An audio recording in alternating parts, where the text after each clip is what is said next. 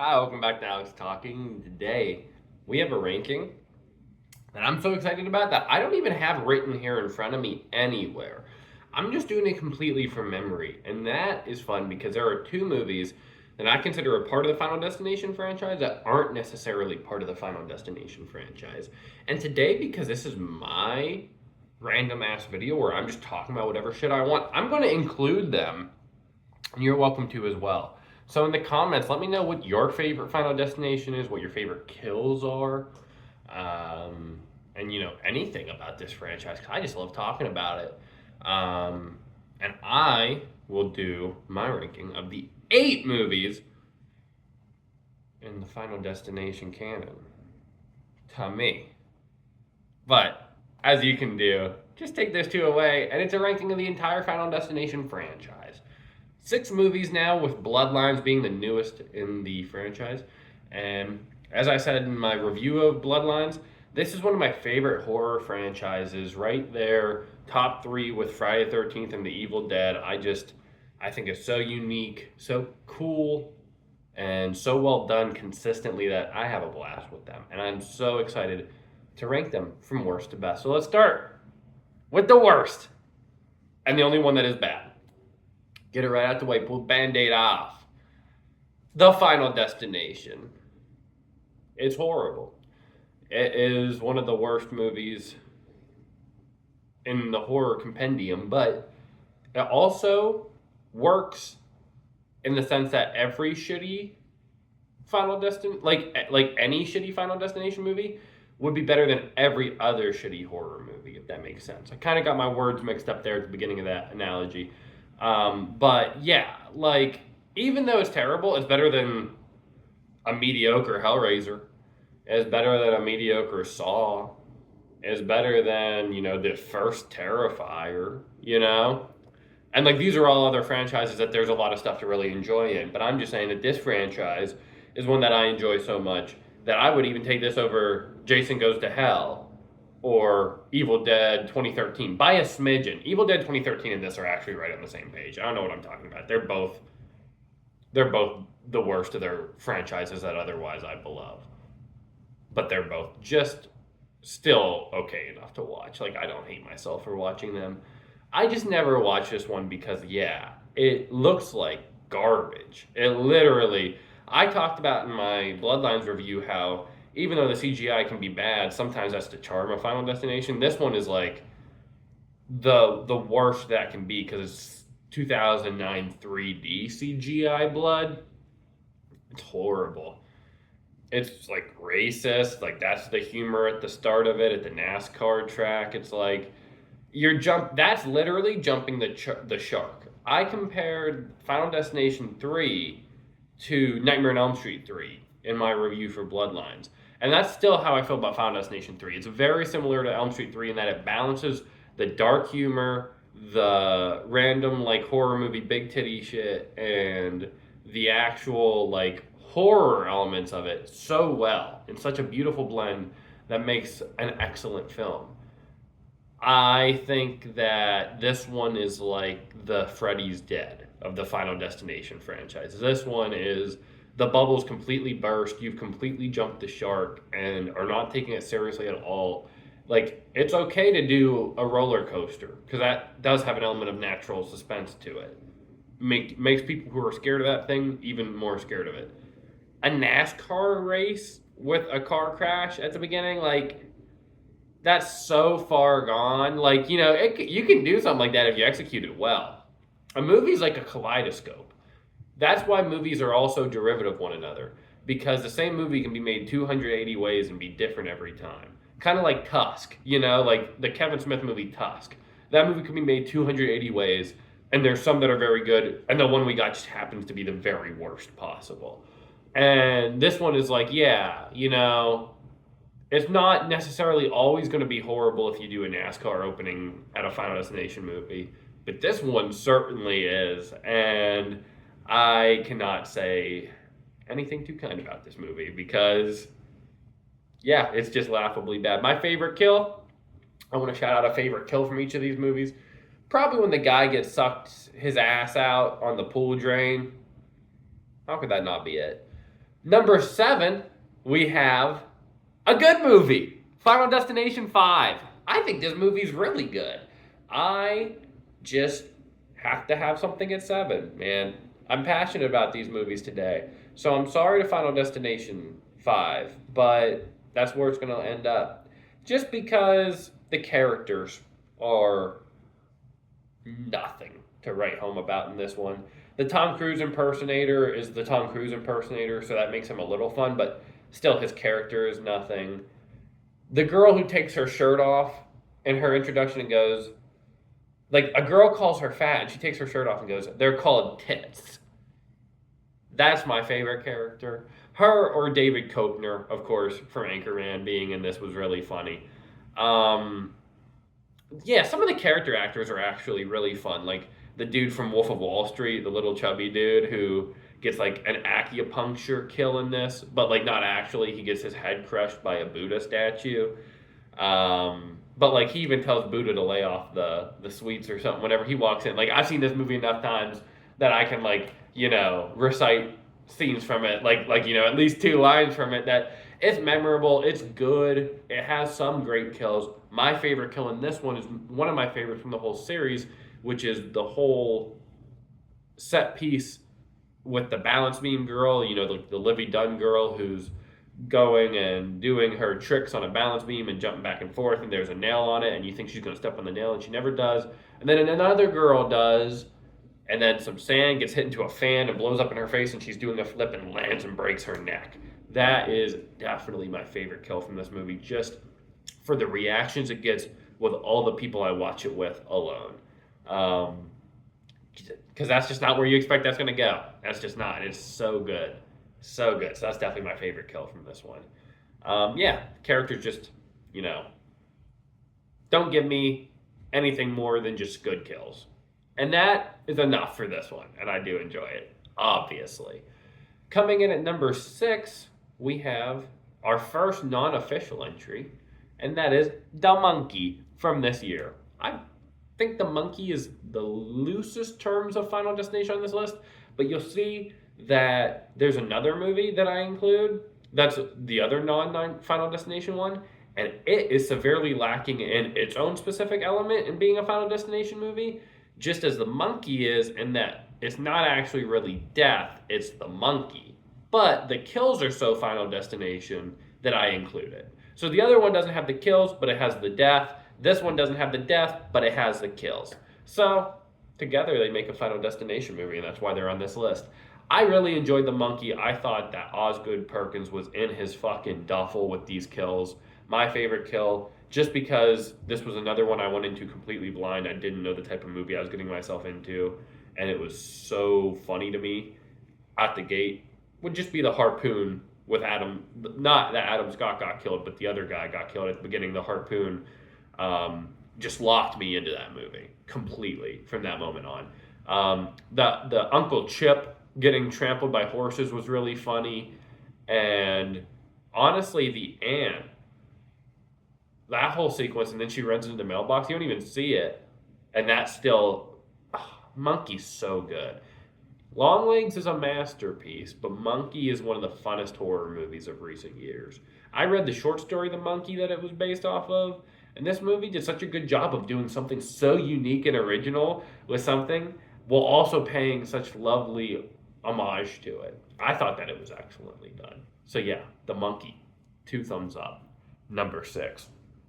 Number 5, we have The Night House. The other Final Destination, not Final Destination movie. This one doesn't have the kills, but this one has Rebecca Ferguson giving an amazing performance. I saw this movie because whenever I think I was at Conjuring 3 and they played a trailer for it, and then I ended up having to drive an hour to go see it, and it was on the day that my senior year of high school started. I finished school, got in the car with my buddy Eli, and we drove to Camp Hill, and we saw The Night House. And I walked into that theater backwards, chanting, "Backwards house, backwards house." Because the trailer promised me a movie about a woman who finds a backwards version of her house. And that is actually not what this movie was. But that's okay, because this movie is about death coming at your girl, Rebecca, after her husband commits suicide. And this one visualizes death in a really interesting way. You see like the shadow movements of death a lot. And from that very first time I saw it, I always thought this is kind of like a Final Destination movie, but without as graphic kills, or any really too many kills. So yeah, this movie is a psychological version of Final Destination. It's an elevated horror version of it, if you will, is how I've always viewed this. So, feel free to take with that what you will. Go watch it. I don't know how many people have seen this movie. David Bruckner directed it. He went on to direct the Hellraiser reboot. And I think this movie is excellent. One of my favorite movies of 2020 is its official release year, and it definitely would be top 3, top 2, maybe the best movie 2020. Well, you know what? I can't say that just because 2020 was bad. You Cannot Kill David Arquette came out that year. The Five Bloods, Tenet. There were some good movies. But anyways, I really liked The Night House a lot. Coming in at number 4, now we only have our Final Destination movies.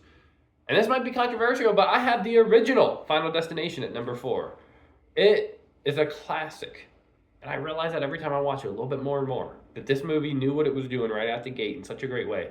But it's objectively true to me that the second and third one have always been so far better. These movies take leaps, not just like steps. They take leaps and bounds from the first to the second and second to the third. And then from the third, it went right down for the fourth. But the first one still really works as just this movie with very, very great, fun high school kids. You got Stifler, you got Devon Sawa, you got Claire Rivers. They're all very fun actors. Ali Larter's Claire Rivers. They're all good. Sean William Scott's one of my favorite from this era. So seeing the Stiffmeister in a Rangers jersey throughout this whole thing, especially a year 2000 Rangers jersey where I don't have as much hate and contempt in my heart for looking at it, it brings me joy. And yeah, this movie started this franchise off with a bang. Rocky Mountain High, for a reason. It is a franchise because the kills itself are great. Tony Todd's usage in this one is great. Detective Shrek is hilarious. That guy's name is Shrek. It's just everything that I want a Final Destination movie to be right out of the gate. So I think that's why they were able to improve upon it so much for the second and the third one, because they didn't have as much to figure out. Just how can we make this better? And yeah, the ending is sort of where it gets a little long in the tooth, and then not as, these movies all have silly endings. Like, they don't necessarily bother me, but they're not like always going to be the most satisfying ending, especially whenever it doesn't necessarily show you somebody getting killed. I actually really prefer an ending where you just know that they get killed rather than whenever you don't necessarily see them get killed, because you either get killed off screen in the sequel or you just never get brought up again, which is okay, because then I can go to Final Destination Bloodlines and think Wendy from Final Destination 3 is going to show up the entire time, because I'm one of like 50 people on Earth that would care, and it doesn't. But it's been 19 years and they've never ever once followed up on it, so she could be out there. But yeah, I really enjoy the first one. I watched it yesterday. It was the final one I watched before going to Bloodline. So who knew what that was going to be? I always thought it'd be the third one. It was the first one that I watched, and then I went and saw the new one, and it just gives me the warm fuzzies. It's such a warm, nostalgic pre-9/11 movie. Coming in at number 3, though, is the new dog on the block, and that's Final Destination Bloodlines. I cannot believe how much I actually like this. I knew I would like it. My sister once said this about Halloween Ends, and I thought I would have agreed with her at the time, and then definitely did not when it comes to that movie. But she said, this could be the worst movie in the world, and I would still have a great time and like it. That's kind of what I went into this movie expecting. And then I was just so delighted that it did something so new and fresh with this formula 14 years after the last one. Made by people who obviously had a passion for it, who came up with great, super cool kills, laugh out loud funny moments, and just, you had the shitty Final Destination kid, you had the bad CGI, you had the penny bit was hilarious. That's part of the bad CGI, is the CGI penny rolling around, but it it was working for me how much Death was like, nah, man, you gave me this penny, I'm going to do all I can do with it. I'm going to kill as many as I can with it. And I thought that was great. People were gasping. We were screaming. I had the time of my life seeing this in Savannah on the Big D Theater. And that's why I'm going to go for 4 straight days. I'm just on cloud nine having a movie like this exist in my life. In my 21-year-old life, I get to go see a Final Destination. Could not have came at a better time. Makes me so happy. The cousins are great. The tattoo cousin is my favorite character. He's awesome. But the kind of like tender, sweet cousin, his brother is also really fun, and their relationship is great. And like it makes you for the first time not necessarily really want these people to get ripped apart, not just because you like them, but because it's actually like, oh my gosh, like their family's going through some shit, bro. Like that's just so unlucky. So unlucky, man. That sucks for them. Anyways, I had a great time watching it. Number 2 is Final Destination 2. Like I said, I probably already leaked what my favorite is many times by now. So I'll just talk about what number 2 is, and that's Final Destination 2. Back when I first watched these movies, the first, I'd say like 2 runs through. I've seen the third one, I think 14 times now, according to Letterboxd. But my first couple of times running through these, I almost would say I like the second one more than the third one. Just because it's really well made, the second one. The second one is the one that is the true, stands the test of time classic. It also has way less shitty CGI. It's an important thing to note. It is the most, I think, practical of the whole franchise. Like, visually, to me at least. Man with hooks is going to kill you scene is hilarious. Eugene is one of my favorite characters in this one. The stoner character is awesome in this one. As much as I don't necessarily like the lead characters and think they're a little bland, or AJ Cook is, I think everything else is a lot of fun character acting, and the cop is fun. Ali Larder is going crazy is clear, and I appreciate that. Giving her the crazy traumatized victim role until she gets wasted with Eugene, which is so sad every time I watch it. Yeah, this one just works. The best kill in this one. Oh, I didn't say the best kill in. I think I got distracted because Night House didn't have any kills. The best kill in Final Destination 1. Oh boy. I'm going to talk just because I don't like leaving dead air, but I'm thinking really hard. I would have to say my favorite is probably Billy whenever he is screaming, "You're next! You're next! I gotta get away from you!" Then he just gets the top of his head cut off. That one is really good.